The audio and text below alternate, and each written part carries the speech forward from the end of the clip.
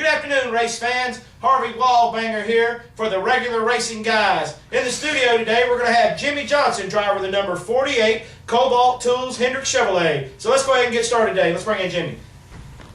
Jimmy, how you doing? Congratulations. Thanks for coming by and seeing us today. I'm happy to be here, Wallbanger. I appreciate the invite. All right. Well, kind of an interesting season that you've got going here this year. You kind of had a rough start there at Daytona with a 35th place finish, but you got it all together. You and Chad got it all together and won this last week at Auto Club. So what's going on at Hendrick with the axle issue? Oh, well, glad you kind of brought that up. You know, Junior broke an axle in California, and Martin probably didn't have more than 2 or 3 laps left on his axle there. And of course, I popped one in Daytona. So we got to digging and got to looking, and Chad actually is the one that found it. You know, we have a satellite team. It's called Racin, and well, we send them all of our testing products normally, and well, we got them crossed up this time, and they got the good racing axles, and well, we got the testing axles. Kind of the kind of guinea pigs over there. Oh yes. All right. Well, speaking of Stewart-Haas Racing, you know, Tony, you and Tony have had some big battles here at Atlanta Motor Speedway over the years. I've seen y'all guys win 1, 2 more than once here, and both of you have wins here and really good guys here. So now, kind of having Tony as a teammate instead of a kind of a big. I mean, he's still a competitor, but he's more of a teammate now. How's that working out? Well, you know, back when Tony was with Joe Gibbs and racing the Chevrolets before he got chop blocked by Gibbs' organization, the Toyotas, he was an excellent racer and a hard driver. And yeah, I believe we finished at least 3 times in a row in Atlanta, 1-2 finish, vice versa, one of us win or the other. And I have a lot of respect for the skills of Tony Stewart. But the unfortunate fact is, he is just a 2-time champion. And well, you know, with my 4, that puts me much higher on the pecking order with at Hendrick Motorsports. And you know, I like Tony, but you know, he brings me drinks and he washes my wife's car, and he does a great wax job, by the way. Well, okay. Well, I hope Tony keeps up that good work for you.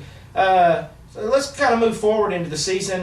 You know, the COT car has the wing on it, and NASCAR's kind of decided that they're going to go back to basics and that they're going to remove the wing, and they're looking somewhere around the Daytona 4th of July race. What are you and Chad doing, or what is Hendrick Motorsports doing to get ready from the wing to go back to the spoiler? Oh well, we've been working hard on that since December. We first found out about the decision, and they called and let us know before everybody else. And Chad's extremely excited about it because, you know, the wing is kind of a fixed component of the car, and there's not much you can do with it. But on that the spoiler, there's a huge adjustment in it and a large gray area. And of course, you know, Chad likes to live in that gray area. Yeah. Chad stays in the gray area. He's got to be doing something right. He's the 4-time champion there as a crew chief.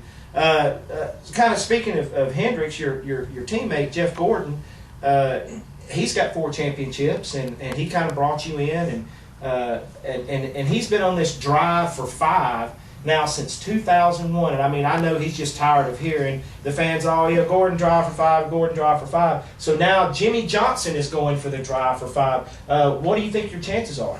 Oh, I think they're pretty good. You know, I'm just going to do what I've always done. You know, I'm just going to be the best. You know, I'm not really too concerned about it, to be honest with you. I'm thinking more about 6 and 7 right now because the other one's in the bag. And as far as Jeff goes, great guy. You know, he got my start in NASCAR. He's the one that you know, put his name on the line with Rick Hendrick and got me in a car. And well, you know, the rest was up to me. And you know, do I feel bad about beating poor Jeff? You know, week in and week out and year in and year out. No, I really don't feel bad. You know, whooping him like a red-headed stepchild. Well. Speaking of red-headed stepchilds, Kevin Harvick had an interesting statement after the Auto Club race in California. Said that he thought that 48 bunch.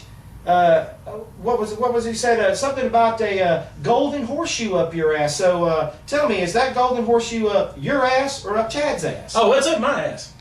Absolutely. Yeah, I'm the driver. I'm the leader of the team, and that's where it belongs. Well, is that something that you can take in and out like a suppository, or did you have it surgically implanted? Oh well, we were going to have it for Daytona, but couldn't get it in time. And in order to prevent that from ever happening again, we decided to just go ahead and have it surgically implanted. So we're looking forward to a great 2010 season.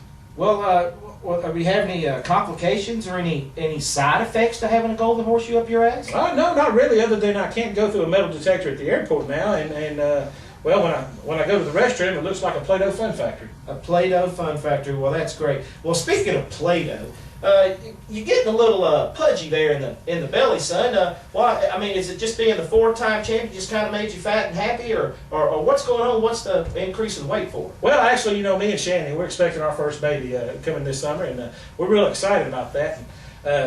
She's gained about 20 pounds, but the unfortunate side effect is well, she has morning sickness 24 hours a day.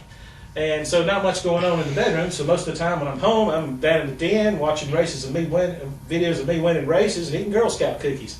Well, how much weight have you put on, Jimmy? Well, I put on 48 pounds. 48 pounds. Well, there you go, folks. Well, speaking of you got the baby coming, kind of a big influx of that going on in the garage area.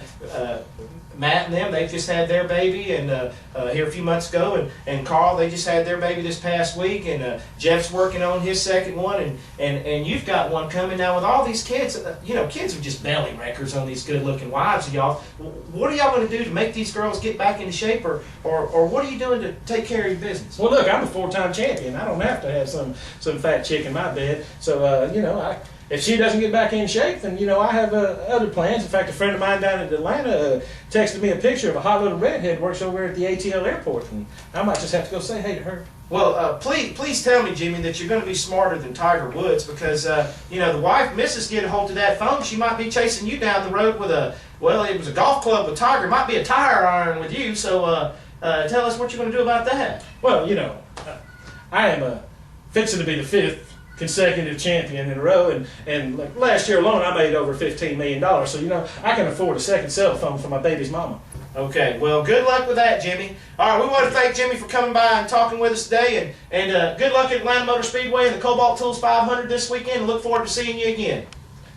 All right, we're going to kick it back to Larry, Eric, Steve, and Tim in the studios for the regular racing guys. Harvey Waldbanger out, and we'll see you at the races.